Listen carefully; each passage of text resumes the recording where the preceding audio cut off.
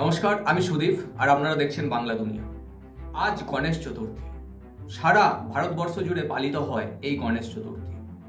বিভিন্ন রাজ্যে বিভিন্ন রকম নামকরণ করা হয়েছে। কোথাও বলা হয় বিনায়ক চতুর্থী বা বিনায়ক উৎসব, কোথাও বলা হয় গণেশ উৎসব বা গণেশ চতুর্থী বা গণেশ পূজা। যেভাবেই নামকরণ করা হোক না কেন, এই গণেশ দেবতা তিনি হচ্ছেন জ্ঞান, ব্যবসার উন্নতি, জীবনের উন্নতি, সামগ্রিক উন্নতির প্রতীক। সেই জন্য সারা ভারতবর্ষ জুড়ে এই গণেশ চতুর্থী পালন করা হয়। বিভিন্ন ব্যবসায়িক প্রতিষ্ঠান থেকে শুরু করে এমনকি শিক্ষা প্রতিষ্ঠানও বিভিন্ন বাড়িতে ব্যক্তিগতভাবে এই গণেশ চতুর্থী পালন করা হয়। মানুষজন উৎসাহ উদ্দীপনার মধ্যে দিয়ে সারাদিন কাটান। বিভিন্ন জায়গায় খিচুড়ি ভোগ এবং বিভিন্ন সাংস্কৃতিক অনুষ্ঠানের আয়োজন করা হয়। এই পুজোর মধ্যে দিয়ে সামাজিক মেলবন্ধন ঘটে। ব্যক্তির সঙ্গে ব্যক্তির যে সম্পর্ক, সেই সম্পর্ক তৈরি হয়।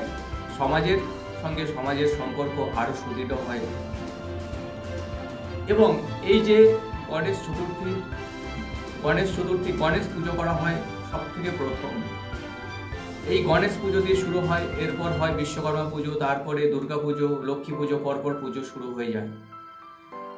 ভগবান শিব তিনি বলেছিলেন যে গণেশ সব থেকে ছোট, সেই জন্য সব জায়গায় গণেশের পুজো প্রথম হয়। বিভিন্ন জায়গায় যখন পুজো হয় তখন দেখা যায় ওম শ্রী গণেশায় নমঃ, এটা দিয়ে প্রথম স্টার্ট করেন ব্রাহ্মণ। সেই জন্য গণেশ সব থেকে ছোট হওয়ার জন্য তার পুজো সর্বপ্রথম করা হয়।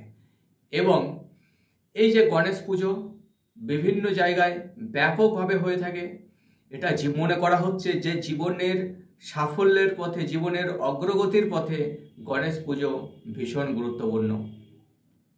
এই পুজো যেমন ফ্যামিলিগতভাবে করা হয়, তেমনি বিভিন্ন প্রাতিষ্ঠানিক বা বিভিন্ন পাড়ায় ক্লাবে এই পুজো করা হয়ে থাকে। মনে করা হয়েছে এই ভগবান গণেশ তিনি জীবনের সমস্ত বাধা বিপত্তি দূর করে জীবনকে সুন্দর এবং সমৃদ্ধ করেন, সফলতার পথে এগিয়ে নিয়ে যান জীবনকে। এবং জীবনের যে স্বপ্ন সেই স্বপ্ন তিনি সফল করেন, এটা মনে করা হয়। সেই জন্য ব্যাপকভাবে এই গণেশ পুজো করা হয় পশ্চিমবঙ্গ তথা সারা ভারতবর্ষে। এবং এই গণেশ পুজোতে একটি গান যেটি খুবই প্রসিদ্ধ এবং সর্বত্র জায়গায় বাজানো হয়, সেটি হচ্ছে বলিউডের একটি সিনেমার গান ABCD, গণপতি বাপ্পা মোরিয়া।